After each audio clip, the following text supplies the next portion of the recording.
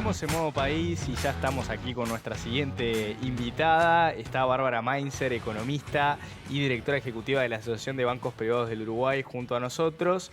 Bienvenida, Bárbara. Buenos días y un gusto estar con ustedes y con la audiencia.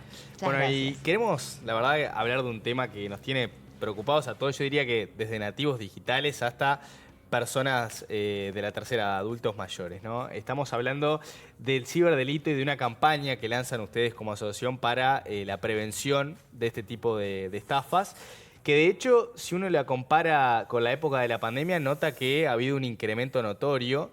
Y yo me preguntaba, cuando estaba preparando esta nota, si la prevención puede darse de igual manera que lo hacíamos en la pandemia, ¿no? Con aquello del tapabocas. Bueno, ¿es comparable a nivel digital, digamos, tener algún tipo de prevención similar? Claro que sí. A ver, primero poner en perspectiva lo que estabas diciendo. El ciberdelito es un delito muy importante y creciente. Y cuando uno mira por el volumen de dinero que maneja, sería la tercera economía del mundo. Eso Estados es Unidos, brutal. China y luego el ciberdelito. Tremendo.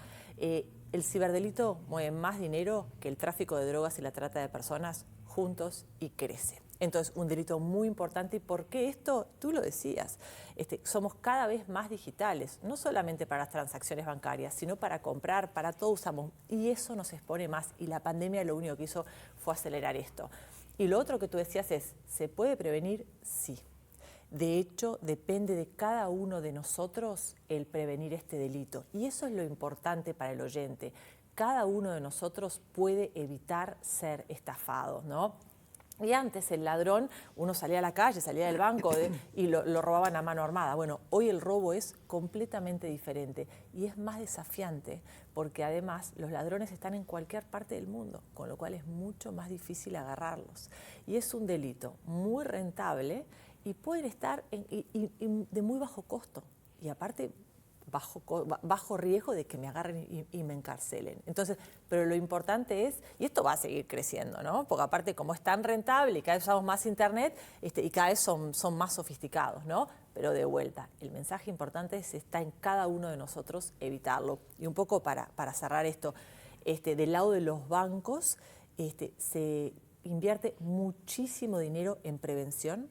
De hecho, todos conocemos fraudes que se han hecho y en ningún caso fue por la vulneración de los sistemas de los bancos. En todos los casos fue porque el usuario entregó sus contraseñas, entregó sus Ahí claves. está. Te freno ahí un segundo porque eso es clave. No es que acá se esté hablando de que hay que descreer de los sistemas de los bancos, sino que muchas veces los delincuentes utilizan esas páginas web para engañar a los usuarios, pedirles claves, pedirles contraseñas y similar a la página web de un banco es lo que uno ve muchas veces cuando ingresa a links que le llegan al mail que no son los oficiales, ¿no? Esa es una de las tantas estafas de las que se habla, ¿no? Exactamente. A ver, como tú decías, nos llegan mails que simulan ser páginas de los bancos, nos llegan mensajes que simulan ser de otro. Bueno, hay que saber un par de cosas, ¿no? El banco nunca jamás te va a pedir tus contraseñas, no te va a pedir tus claves jamás. Cuando tú veas urgente, ingresá porque se te bloquea todo, porque vas a perder esto y perder lo otro, bueno, esas son todas señales de alerta. Y tú recién hablabas del tapabocas, ¿no? Y la campaña de la Asociación de Bancos. Y un poco, ¿a qué va la campaña? Le llaman los nuevos no. ¿Qué es lo que no hay que hacer? ¿De qué hay que desconfiar? Vayamos ahí, porque todos estamos con muchos temores, con muchas dudas de qué hacer, porque aparte de eso creemos que estamos dentro de la página del banco y de repente pasan cosas. Entonces, ¿cuáles serían las señales de alerta y las prevenciones? O sea, para que podamos un poco decir, bueno, ¿en dónde me fijo? Pero a su vez, ¿qué hago cuando veo algo que puede ser irregular? Lo primero, jamás entregues tus contraseñas, porque imagínate esto, tú le entregas tu usuario y tu contraseña. ¿Cómo sabe el banco que alguien que entra con tu usuario y tu contraseña no sos tú? Entonces no entregues jamás tus contraseñas, no entres a links desconocidos, no descargues archivos de dudosa procedencia. Cuidado con tus contraseñas, cambialas, cuidado también con tu tarjeta de crédito, que no vean tu PIN. ¿Sabes qué es?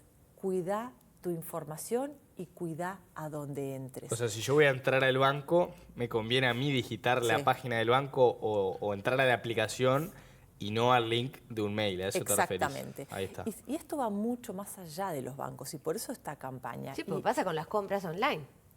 Pasa con Tremendo. Exactamente. ¿Y sabés qué día lanzamos esta campaña? El lunes del Ciberlunes. Claro. 2 veces en Uruguay hay Ciberlunes y en esos 3 días se vende tanto como se vende en todo un mes. Y son días de ofertas. Entonces los usuarios son especialmente vulnerables porque aparecen ofertas tremendas. ¿Qué hacen los ciberdelincuentes? Te ofrecen cosas cuando es demasiado bueno para ser cierto, no es cierto, ¿no? Dúdelo. Te ofrecen un crédito a pagar en 20 años al 6% en pesos anual. Eso no existe. Eso te ofrecen un crédito de 10 millones de pesos. O sea, que para crédito al consumo. Hay que desconfiar de esas cosas. Y cuando uno ve esos descuentos maravillosos, y después también somos especialmente vulnerables en Uruguay por un tema más, y es hoy no tenemos un marco legal para protegernos del ciberdelito. Y eso es un debe importante en nuestro país que yo creo que se va a resolver pronto. ¿Pero qué significa eso? En otras partes del mundo, cuando, por ejemplo, seamos un comercio cualquiera, ¿no? Veo que hay uno que está simulando mi comercio y es un estafador. Esa página web no se puede dar de baja salvo que llegue una orden judicial. Entonces, entre que se hace la denuncia, va al fiscal, al juez y llega, se perpetran un montón, ¿no? Entonces, no hay tipificación de ciberdelito. Hay un montón, por ejemplo, tú ves que alguien perpetra un delito o tenés sospechas y se va a otro banco. No le puedes avisar al otro banco, no tenés un registro de ciberdelincuentes. Entonces, hay herramientas básicas para bloquear cuentas, bloquear páginas web, que las precisamos justamente para poder defender a los usuarios. ¿Hay alguna investigación o informe que indique por dónde se hacen más ciberdelitos? Vos sabés que la creatividad es tremenda y todo el tiempo surgen cosas nuevas, ¿no? Y hoy muchísimo en los WhatsApp, que te llegó un paquete del correo, entra acá para poner tus... O el tema de las ofertas. Hay mucho en Facebook, en lo que se llama Marketplace, aparecen y todo tipo de ofertas. Mira, la realidad es que son tan creativos y agarran hasta la gente más avesada. Yo llegué al extremo que a mí me llegan ofertas de cosas que realmente parecen... No, por las dudas, pero ni entro. Vos hablabas hoy de esto de las compras por internet, porque podemos estar con mucho cuidado con respecto al banco y después vamos y compramos con la tarjeta que utilizamos para todo. ¿Qué podemos tener allí de previsión, además de estar alertas y atentos? Por ejemplo, tener una tarjeta que solo usemos en internet y a su vez que no usemos un Wi-Fi, por ejemplo, libre. Algunas de esas otras detallitos como para decir... ¿Qué más puedo hacer para cubrirme? Y si me van a robar, por lo menos que me roben poquito o que entren a lo menos posible de mi información personal. Muy importante lo que dijiste de las redes Wi-Fi. Jamás uses una red Wi-Fi abierta para entrar a la información de tu banco o meter la información de tu tarjeta de crédito. Después, hay tarjetas de crédito prepagas donde el daño es limitado, ¿no? Yo le giro dinero a esa tarjeta y hasta ahí puedo gastar. Hoy en día se puede contratar en forma relativamente económica seguros para las tarjetas, ¿no? Cuando uno viaja, que lleva un poco más, hasta puede hacer eso. Nosotros tenemos todas las herramientas desde cuidarnos nosotros, qué tarjetas de crédito usamos, a qué red Wi-Fi entramos, qué seguros contratamos para poder defendernos. Y a veces lo que a uno le duele es que a la gente más vulnerable es a la que más le caen, ¿no? Por ejemplo, el otro día había un programa, una compañía Credit Reforma, una compañía de crédito que ofrecía créditos, ¿no?, a gente que precisa el dinero y le decía, bueno, y ahora ya te otorgué la línea de crédito, ahora hace un pago para que yo te pueda desembolsar el crédito. Eso no existe. Vos vas a pedir plata, no. Y lo peor es que es recurrente. Entonces lo agarran y, por ejemplo, otra cosa importante es cuando uno ve todas esas empresas de crédito, etcétera, fíjense en la página web del Banco Central si la empresa existe. Y ponele, esta empresa que menciono, cuando uno miraba la dirección era el registro civil y otro tenía una dirección de un museo. Bueno, revisar datos básicos a ver si realmente existen, ¿no? Sí, yo recuerdo una investigación que hice sobre un supuesto jugador de fútbol que enviaba giros falsos. Entonces la gente muchas veces no chequea su cuenta de banco y por lo tanto termina engañada, ¿no? Porque envía el producto, cree que el giro se ha hecho, efectivamente no se hizo y lo corroboran a los días. Y de esa manera muchos actúan con ese modus operandi. Pero lo que te quería preguntar era sobre esto que mencionabas de que en Uruguay no está tipificado el ciberdelito. Nuestros vecinos sí lo tienen, Argentina y Sí. Brasil tengo entendido que sí. Sí. ¿Hay un proyecto que tiene media sanción o en qué estamos en relación Sí. a eso? Porque es gravísimo, ¿no? Es la verdad que es complicado y para que el oyente entienda. ¿Sabe cómo es esto? Como que tú tenés 4 casas. 3 con reja, cámara, alarma, todo, y una sin nada. ¿A cuál van a entrar? A la que no tiene nada. Y así está nuestro país. Y lo que tenemos hoy es un proyecto que cuenta con media sanción de la Cámara de Diputados y está a estudio del Senado. Ahora que terminaron las elecciones internas, yo descuento que la comisión que lo tiene a estudio del Senado lo va a tratar rápidamente ¿Qué dice y ese se va a proyecto? aprobar. Básicamente lo que lográs es que se tipifique, porque hoy ni siquiera existe la figura de ciberdelito. Claro. Entonces tenés que tipificarle otra figura en el Código Penal. Habla de educación, habla de medidas de protección, poder bloquear páginas web, poder tener un registro de ciberdelincuentes. Básicamente lo que hace es con todas las garantías que corresponden, las herramientas para que cuando tú estés en presencia de algo de eso, puedas tomar acción, puedas bloquear la cuenta. Hoy alguien recibe plata, lo que le llaman las cuentas mula, cuentas de una tercera persona que se usan, girale a María. Bueno, y María es una cuenta mula, retira el dinero inmediatamente, uno ve eso y a veces ni siquiera puede evitar que se retire ese dinero, ¿no? Claro. Entonces, lo que se busca es, con ese proyecto de ley, ayudar, dar herramientas para combatir el ciberdelito. Que el proyecto es mejorable, todo es mejorable, yo no tengo duda, pero bueno, es un primer paso muy importante que va a ayudar de vuelta a proteger a los usuarios.